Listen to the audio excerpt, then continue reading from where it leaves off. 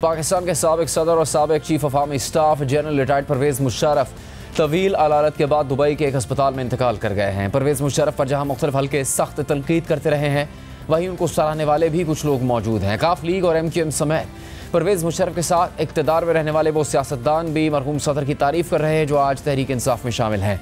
आज साबिक सदर की तारीफ़ और तनकीद करने वाले मौजूद हैं, लेकिन परवेज़ मुशर्रफ ने अपने पीछे एक ऐसी सियासी मीरास छोड़ी है जिसे तनाज़ात से कभी अलग नहीं किया जा सकेगा। बतौर फ़ौजी हुक्मरान परवेज़ मुशर्रफ उनके कई इक़दामात मतनाज़ साबित हुए, जिनका पाकिस्तान और ज़िंदगी के आखिरी दिनों में ख़ुद उन्हें भी बहुत नुकसान हुआ।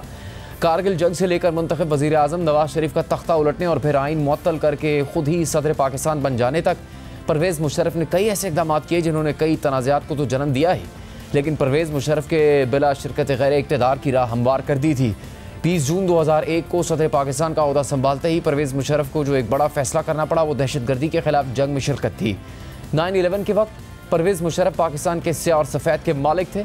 उन्होंने अमेरिका की जंग में इत्तेहादी बनने का फैसला किया, जिसके फौरी नताइज तो शायद मुस्बत निकले, लेकिन आने वाले बरसों में पाकिस्तान में बढ़ती हुई दहशतगर्दी और हज़ारों जानों के नुकसान का सबब इसी फैसले को करार दिया गया।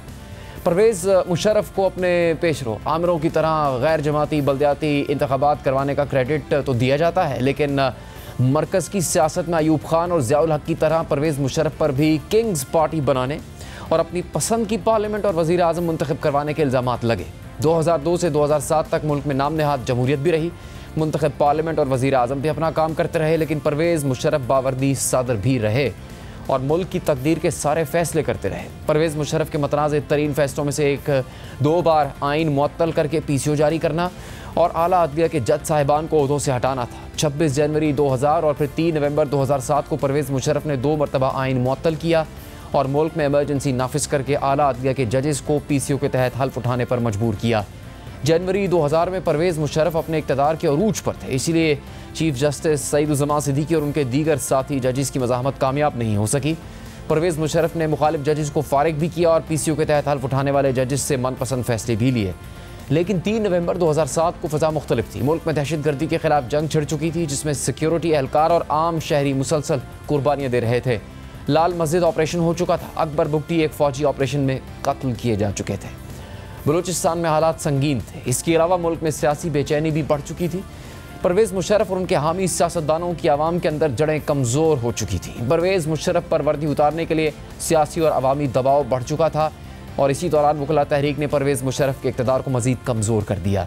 2007 में जजेस को बरतरफ करके नज़रबंद करना परवेज़ मुशर्रफ की सबसे बड़ी गलती साबित हुई, जिसके बाद इक़्तिदार उनके हाथ से जाता रहा। परवेज़ मुशर्रफ की भारत के साथ ताल्लुकात की पॉलिसी भी उतार चढ़ाव का ही शिकार रही। एक तरफ उन्हें कारगिल जंग का मेहमान कहा जाता रहा और दूसरी तरफ वो भारत के साथ ताल्लुकात बेहतर बनाने में भी बहुत आगे चले गए थे। मीडिया की आज़ादी के हवाले से भी परवेज़ मुशर्रफ दोहरी पॉलिसी का शिकार रहे। उन्हीं के दौर में सरकारी मीडिया के अलावा प्राइवेट मीडिया को आज़ादी दी गई और फिर उन्हीं के दौर में मीडिया पर बदतरीन पाबंदियाँ भी लगीं। आइन शिकनी, अदलिया के साथ महाजराई और मीडिया पर पाबंदियों के साथ साथ दहशतगर्दी के खिलाफ जंग में शिरकत को भी परवेज़ मुशर्रफ के मतनाज़ तरीन इक़दामात में से एक कहा जा सकता है। परवेज़ मुशर्रफ ने 2008 में जो पाकिस्तान छोड़ा वो उस पाकिस्तान से बहुत बुरी हालत में था जिस पर उन्होंने 1999 में हुक्मरानी का आगाज़ किया था। स्वात कबायली इलाकों और बलूचिस्तान में खाना जंगी की सूरत हाल थी। कराची में बदअमनी की बुनियाद डाली जा चुकी थी। मुल्क की मईशत की हालत ख़राब हो चुकी थी। सियासी इंतशार बहुत बढ़ चुका था। मुल्क की मफाद के हवाले से परवेज़ मुशर्रफ की सबसे बड़ी गलती क्या थी? सवाल रखेंगे अपने मेहमान सीनियर तज्ज़ियाकार सलीम साफ़ी के सामने। साफ़ी साहब, शुक्रिया आपके वक्त का। उनकी सबसे बड़ी गलती क्या करार पाएगी? आइन शिकनी जिसके ज़रिए से वो इक़्तिदार पर काबिज़ हुए, दहशतगर्दी के ख़िलाफ़ जंग में जाना, या फिर अदलिया से महाजराई उनकी सबसे बड़ी गलती थी? देखिए जुनैद, एक तो इससे पहले मैंने रिपोर्ट कार्ड में भी अर्ज़ किया था कि अपने मशरिकी रिवायात की बुनियाद पे ये मुनासिब नहीं होता कि एक फ़र्द, क्योंकि अब वो तो इस दुनिया से चले गए, लेकिन उनके अहल खाना जो कि उन चीज़ों में मुलविस नहीं थे वो एक गम की सूरत हाल से गुज़र रहे हैं, तो इस दौरान तनकीद करना उनके ज़ख्मों पे नमकपाशी के मुतरादिफ होता है। اور بہرحال انہوں نے جیسے بھی کیا تو اللہ تعالیٰ ان کی مغفرت کرے. ایک مسلمان کی حیثیت سے ہم کسی بھی مسلمان کے وفات پہ ان کی مغفرت اور ان کے گناہوں کی بخشش کی دعا ہی کر سکتے ہیں. لیکن ظاہر ہے کہ جو ام الجرائم تھا اور جو ام الجرائم ہے اور جو کسی بھی فرد کے لیے رہے گا وہ آئین شکنی اور آئین توڑنا اور آئین کو ایبروگیٹ کرنا ہے. اور یہ ایک میثاق ہے جس کی بنیاد پہ یہ اس ملک کے مختلف طبقات ایک دوسرے کے ساتھ جڑے ہوئے ہیں.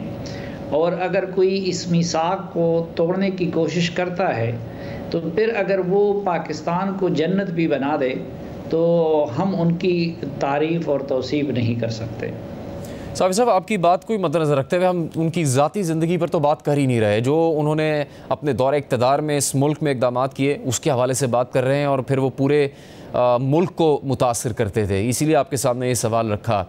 ان کے دور اقتدار میں ان کے جو اقدامات تھے، کیا ان کو بیان کرنے کی ایک ہی حقیقت ہونی چاہیے یا پھر اچھے اور برے میں تقسیم کی جا سکتی ہے؟ چونکہ جس بدترین حالت میں وہ ملک کو چھوڑ کر گئے جس وقت ان کا اقتدار ختم ہوا، بدترین لوڈ شیڈنگ کا شکار تھا، معیشت بہت ہی برے حالات میں تھی، آدھے سے زیادہ ملک میں خانہ جنگی کی صورتحال تھی. ان کے اقتدار کے خاتمے کے بعد بین الاقوامی منظرنامے پر یہ ہیڈ لائنز لگیں کہ پاکستان ایک ناکام ریاست ہے. تو کیا ایک ہی مسلمہ حقیقت ہونی چاہیے ان کے اقتدار سے جو نقصان پہنچا پاکستان کو یا پھر پاکستان کے مستقبل کو؟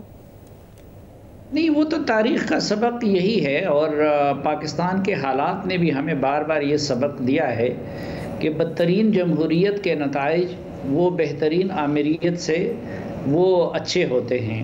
اور یقیناً پرویز مشرف صاحب بھی بہت سارے ذاتی محاسن کے حامل تھے، لیکن چونکہ وہ غیر آئینی طریقے سے اقتدار پہ قابض ہوئے تھے اور چونکہ وہ آئین شکنی کر کے اقتدار چلا رہے تھے، اس لیے وہ ان کے ذاتی محاسن کسی کام نہیں آئے، اور الٹیمیٹ نتیجے کے طور پہ ان کا دور اقتدار پاکستان کے لیے فائدے کے برعکس بے تحاشا نقصانات کا باعث بنا، جس میں کچھ کی طرف آپ نے بھی اشارہ کیا. جی صافی صاحب، جو ملک میں دہشت گردی کی ایک لہر چلی اور خاص طور پر آپ کا جو صوبے سے تعلق ہے خیبر پختونخوا میں اور پھر بلوچستان میں جو کچھ ہوا، اس میں پرویز مشرف کی پالیسیز کے جو اثرات تھے اس کا نقصان کتنا بڑا ہے؟ ہم آج بھی پوری طرح دہشت گردی سے چھٹکارا نہیں پا سکیں.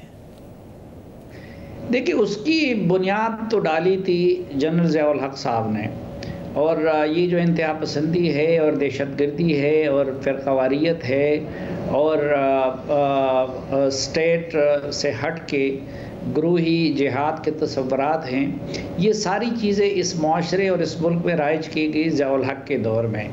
تو وہ تو اگر اس کے لیے سب سے بڑا کسی بندے کو مورد الزام ٹھہرایا جا سکتا ہے تو وہ جنرل ضیاء الحق اور ان کے ساتھی تھے. اور جو پرویز مشرف کا پھر دور تھا تو لوگ ان کو زیادہ تر اس کے لیے مورد الزام ٹھہراتے ہیں کہ 9/11 کے بعد انہوں نے امریکہ کا یا ورلڈ کمیونٹی کا ساتھ کیوں دیا. لیکن میرے خیال میں اگر اس وقت کوئی بھی حکمران ہوتا تو جو حالات بن گئے تھے اور اس سے پہلے افغانستان میں ہماری مداخلت کی جو پالیسی تھی اور دنیا جس طرح ہمیں مورد الزام ٹھہرا رہی تھی، تو وہ اس کے سوا کوئی چارہ بھی نہیں تھا.